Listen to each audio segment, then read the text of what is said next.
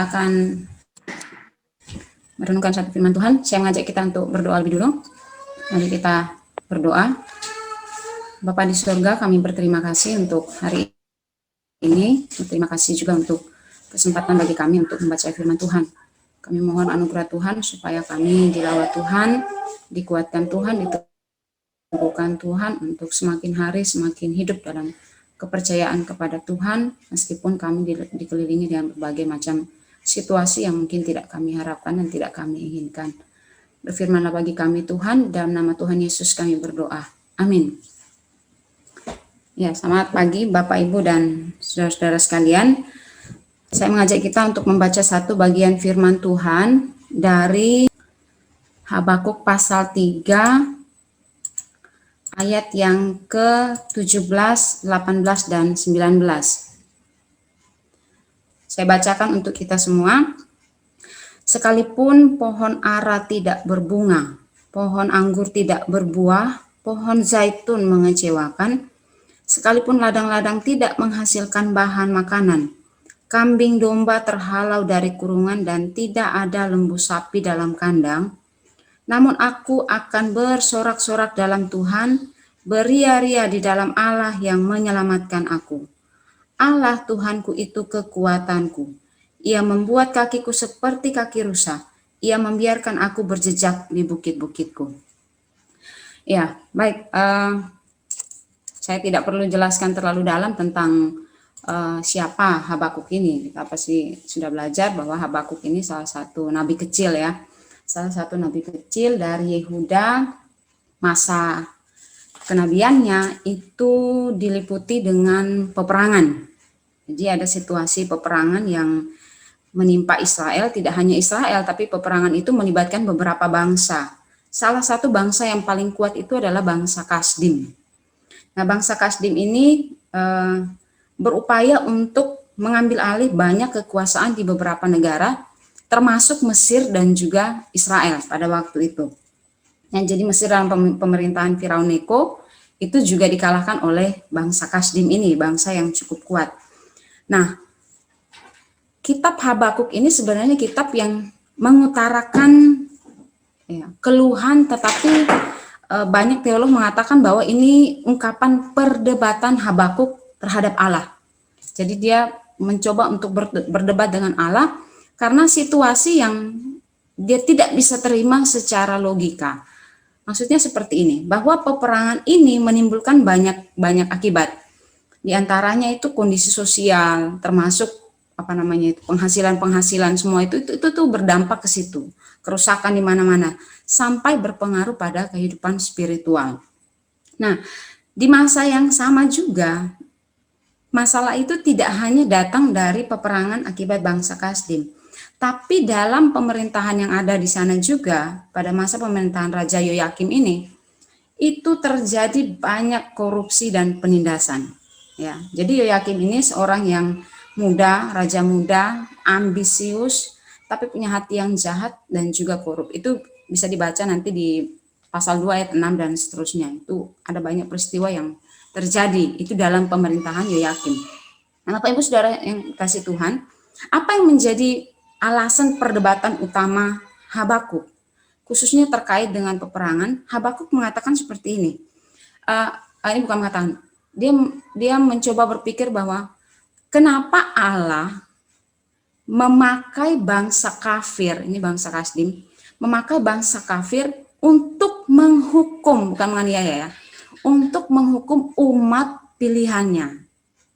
Ini kan tidak adil bagi seorang Habakuk. Bahkan memang di dalam pasal 1 itu Allah sendiri katakan, memang aku yang melakukannya, menggerakkan bangsa Kasdim, bangsa yang kuat, yang tangkas, yang cepat, yang punya kekuatan yang besar untuk menghukum. Bahkan apa yang Allah lakukan ini memang tidak bisa kalian mengerti, tidak bisa diterima. Bahkan kalau mau diceritakan, kok bisa Tuhan itu menggunakan bangsa kafir untuk menghukum umatnya? Tuhan bisa melakukannya sendiri, kenapa harus menggunakan bangsa Kasdim, orang kafir? Nah, ini sebenarnya perdebatan Habakuk, alasan Habakuk menyampaikan keluhan ini kepada Allah, itu di pasal 1. Jadi itu ungkapan keluhannya, jadi dia berdebat dengan Tuhan. Tapi Bapak Ibu Saudara yang dikasih Tuhan, perdebatan ini bukan menunjukkan ketidakpercayaan. Ini menjadi catatan buat kita. Apa yang menjadi keluhan Habakuk tidak juga menunjukkan bahwa ketidakpercayaan Habakuk terhadap Allah, bukan. Di pasal 1 ya, itu juga di bagian selanjutnya Habakuk mengatakan bahwa Tuhan itu matamu itu terlalu kudus untuk melihat penindasan dan kekejaman dan sebagainya.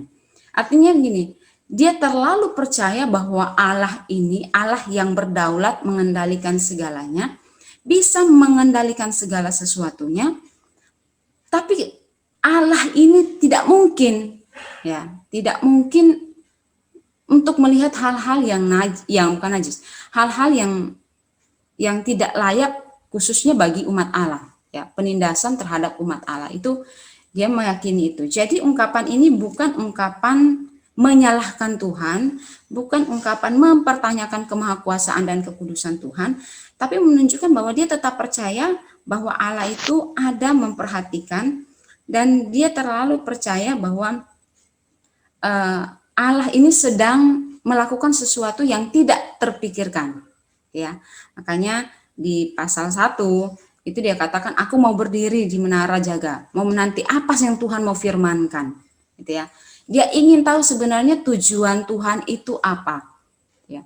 Di dalam keluhannya dia dengan situasi yang ada, dia tetap ingin ada di situ, duduk berdiri dan menanti Tuhan mau berfirman sebenarnya tujuan Tuhan dengan peristiwa ini apa, ya Bapak Ibu Saudara yang terkasih dalam Tuhan Yesus Kristus.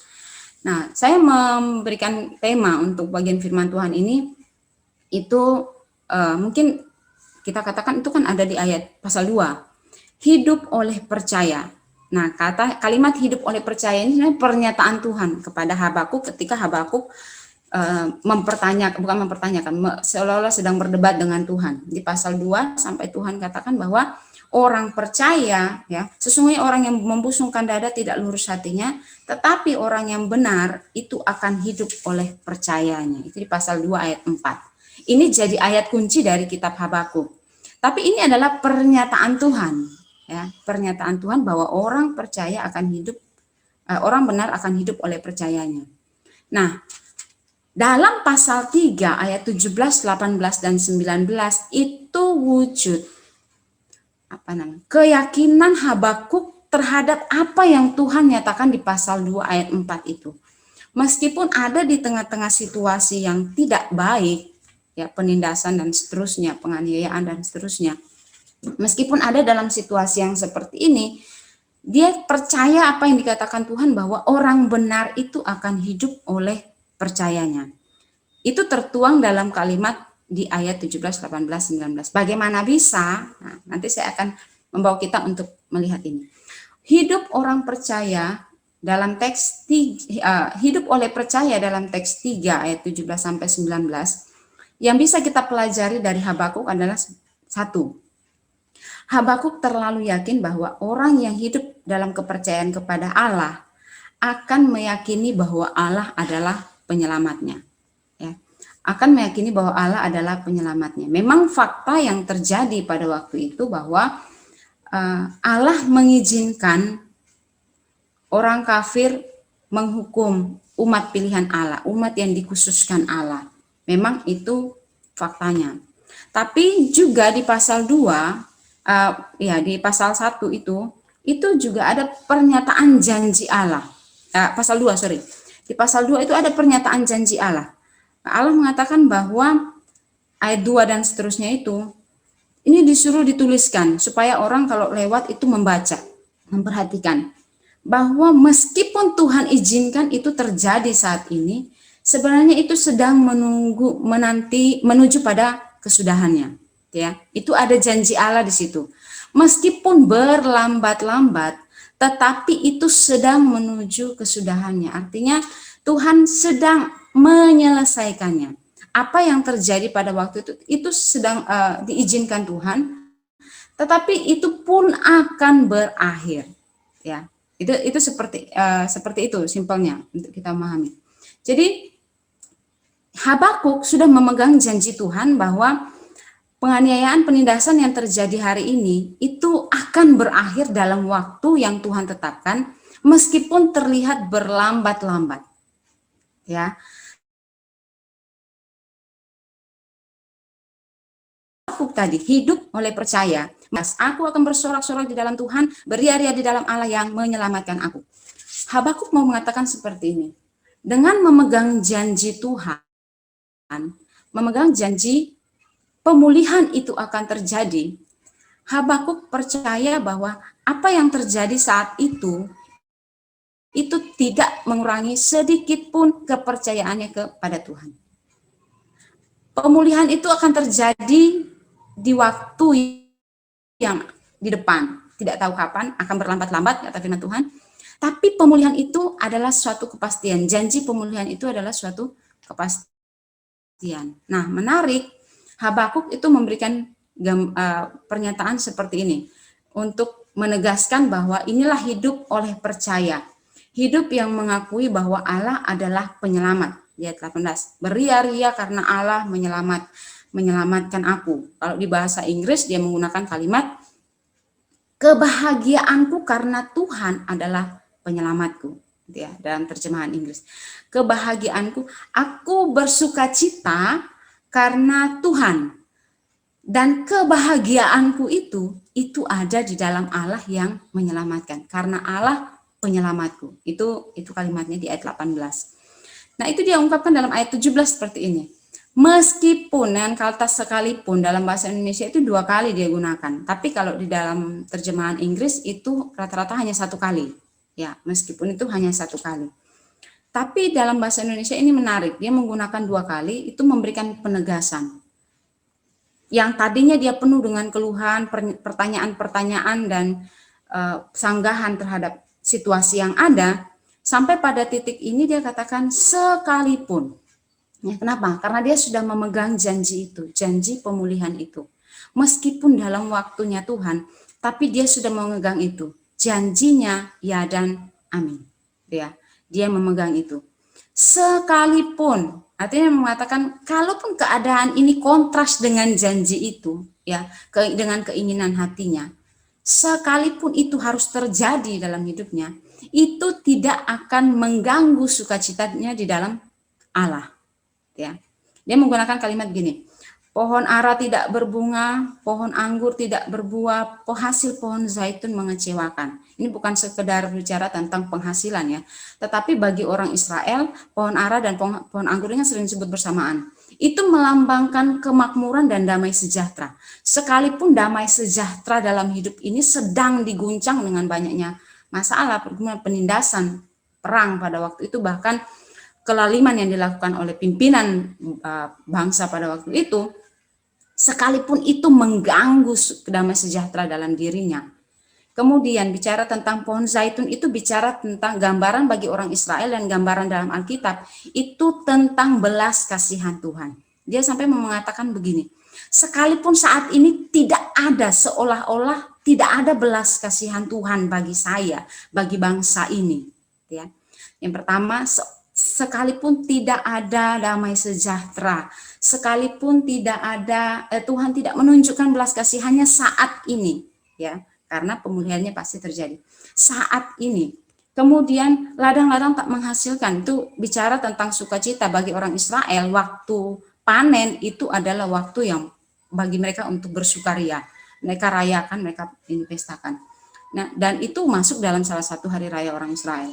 Nah, itu mau memberikan gambaran tentang sukacita, ya. Sekalipun tidak ada alasan untuk bersukacita, bahkan ditegaskan lagi, kambing, domba terhalau, lembu sapi tidak ada dalam kandang. Kalau dalam terjemahan Inggris itu menarik, dibilang gini bahwa kambing domba itu dipotong, sudah dipotong karena sudah tidak ada apa-apa. Yang lain lagi menggunakan kalimat firman Allah yang hidup itu menggunakan kalimat meskipun ternak ini harus mati di padang rumput. Artinya ini menggambarkan tentang kekayaan dan status sosial orang Israel. Itu bicara tentang hewan dan sebagainya. Nah, tidak ada alasan bagi Habakuk atau bagi orang percaya untuk bersukacita, ya, dalam kacamata dunia. Karena apa? Damai sejahtera tidak ada, kebahagiaan dalam keluarga tidak ada, kemudian Tuhan seolah-olah tidak menunjukkan belas kasihannya. Tetapi dengan memegang janji Tuhan, Habakuk berani katakan, aku akan bersukacita di dalam Allah, dan aku dan kebahagiaanku itu karena Allah penyelamatku. Ya, Bapak Ibu Saudara, ini pernyataan iman. Hidup oleh percaya. Dia tidak belum melihat apa yang akan terjadi di depan, tetapi dia sudah memegang janji itu. Itu yang pertama. Yang kedua untuk kita pelajari, bahwa hidup oleh percaya dari Habakuk ini kita belajar.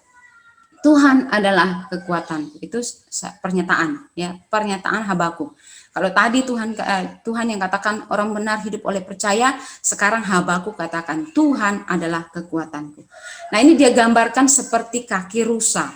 Kaki rusa itu kekuatannya sebenarnya ada pada kaki. Meskipun ada yang bertanduk, itu dalam keadaan kritis dia menyelamatkan diri dengan tanduknya. Tapi rusa ini salah satu binatang yang lemah dan mangsa binatang-binatang yang buas. Nah, kekuatannya itu ada pada kakinya. Nah, menariknya dalam terjemahan bahasa Inggris itu dia nggak langsung menggunakan kaki rusa dalam pemahaman semua kaki, tidak, tapi kaki belakangnya.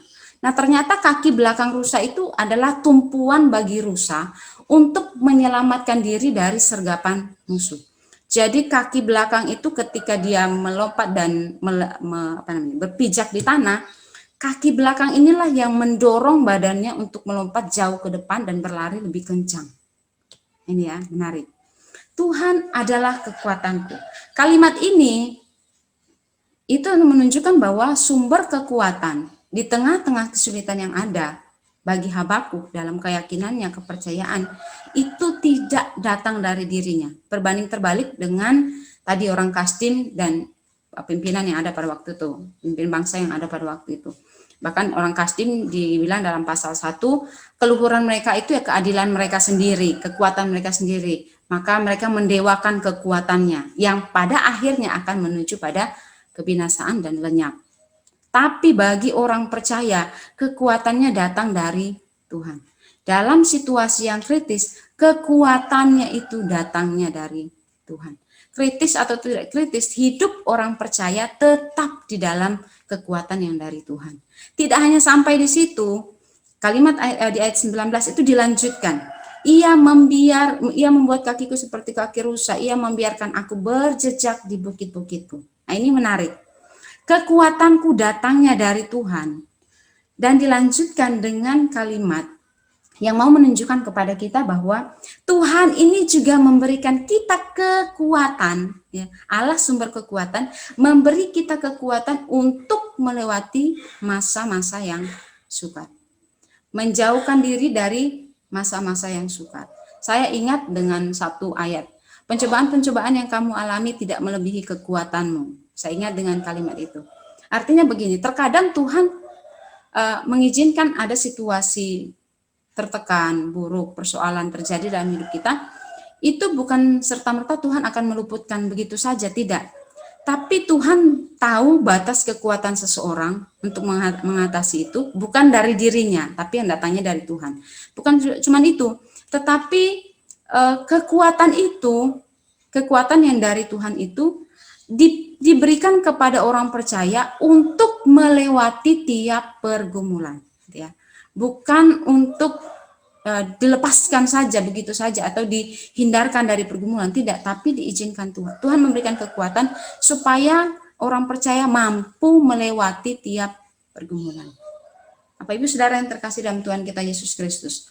Jadi dari firman Tuhan ini kita belajar bahwa ketika Allah katakan orang percaya hidup oleh iman, Habakuk menyatakan itu dalam kalimat ini. Ayat 17, 18, dan 19.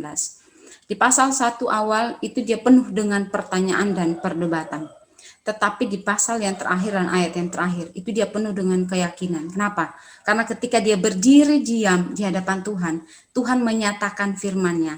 Itu meneguhkan dia, meyakinkan dia bahwa kepercayaannya di dalam Allah itu cukup. Bapak Ibu Saudara yang terkasih dalam Tuhan kita Yesus Kristus, apapun yang terjadi dengan kita saat ini, apalagi situasi kita sedang kurang menyenangkan untuk waktu ini, Tapi kita belajar dari tulisan yang disampaikan oleh Habakuk dalam pasal 3 ini.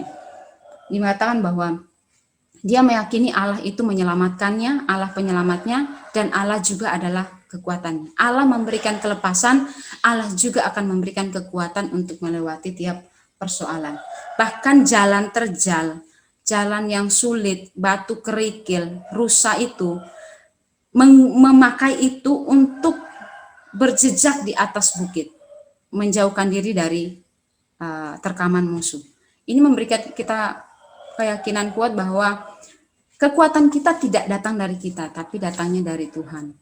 Dan kekuatan itu juga Tuhan berikan kepada umatnya. Supaya kita melihat bahwa sebenarnya kita adalah orang-orang yang tidak berdaya, orang-orang yang lemah, tapi orang-orang yang kuat oleh karena punya Allah yang adalah kekuatan dan sumber kekuatan bagi kita. Kiranya firman Tuhan ini menguatkan kita hari-hari ini. Tuhan Yesus memberkati. Mengakhiri firman Tuhan ini, sekaligus untuk doa penutup, saya mohon kesediaan Pak Thomas untuk berdoa.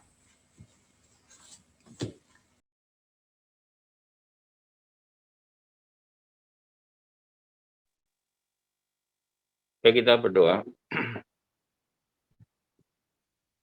Kami bersyukur untuk pagi yang indah ini Tuhan. Tuhan sudah membangunkan kami dari istirahat lebih awal, dan kami boleh bersimpuh di bawah kaki-Mu, merendahkan diri, seraya mengucap syukur atas segala kebaikan dan kemurahan Tuhan yang tak henti-hentinya Tuhan nyatakan dalam kehidupan kami. Tuhan, kiranya Engkau berkenan atas pujian penyembahan kami hari ini. Kiranya Tuhan juga suka dengan permohonan-permohonan kami. Dan Tuhan, sendengkan telinga-Mu, ulurkan tangan-Mu untuk melawat setiap apa yang kami doakan pada pagi hari ini. Kami juga bersyukur untuk firman-Mu yang telah mengingatkan kami melalui Habakuk. Ya Tuhan, hidup kami selalu bersandar kepadamu. Hidup kami bukan karena apa yang kami lihat, tetapi karena iman, karena percaya. Karena kami yakin dan percaya bahwa di balik setiap peristiwa yang Tuhan izinkan terjadi, Allah sedang mengerjakan perkara-perkara yang ajaib untuk kami semua. Ajarkan kami untuk memiliki kedewasaan iman seperti Habakuk, yang meyakini bahwa sukacita, kebahagiaan semata-mata tidak ditentukan oleh hal-hal lahiriah, tapi semata-mata karena Tuhan.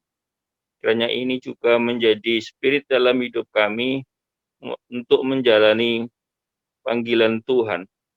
Terima kasih Tuhan, kami menyerahkan seluruh aktivitas kami pada hari ini dalam tangan kuasa-Mu. Memberkati Bapak Ibu dosen yang mengajar lewat daring, memberkati setiap mahasiswa yang mengikuti perkuliahan.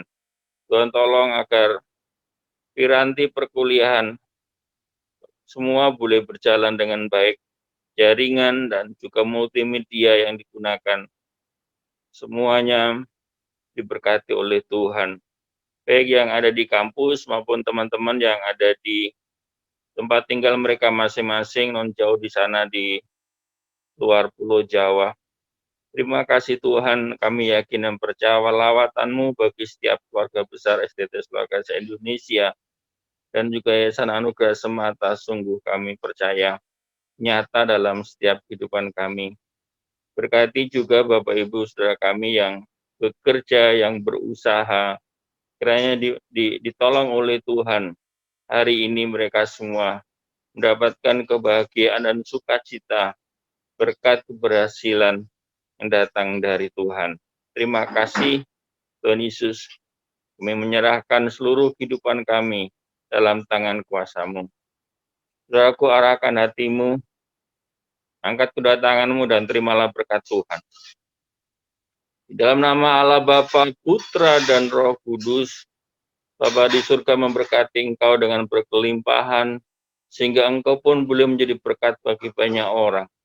Yesus Kristus menyinarkan wajahnya kepadamu dan memberimu kasih karunia demi kasih karunia di sepanjang jalan hidupmu, dan Allah Roh Kudus yang dimeteraikan dalam hatimu menghadapkan wajahnya kepadamu dan memberimu sukacita dan damai sejahtera surgawi yang melampaui segala akal itu mulai dari hari ini dan sampai selama-lamanya.